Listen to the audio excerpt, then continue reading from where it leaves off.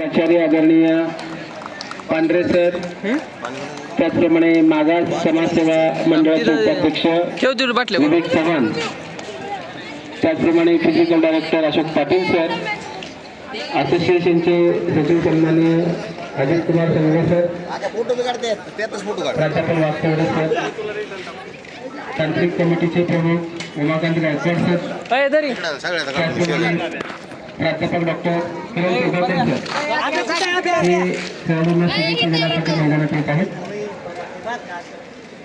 संघाच्या खेळाडूंनी टाळ्या वाजवून वेलकम करायचं आहे.